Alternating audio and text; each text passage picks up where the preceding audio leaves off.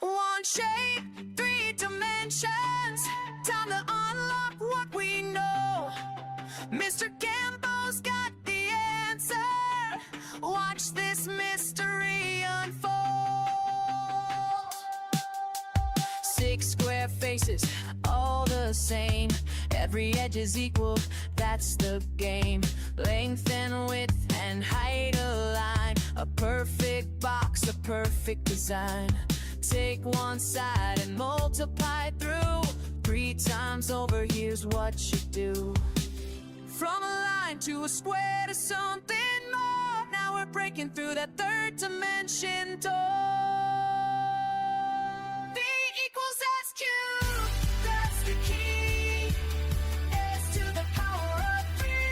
Sine cubed, it's all we need to find the space inside, you see. V equals SQ, shout it loud.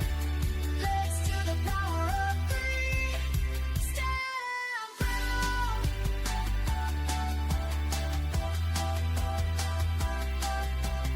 Let's say the side is 4 inches long. 4 times 4 times 4, you can't go wrong. 64 cubic inches in your hand. Now you got the formula, now you understand.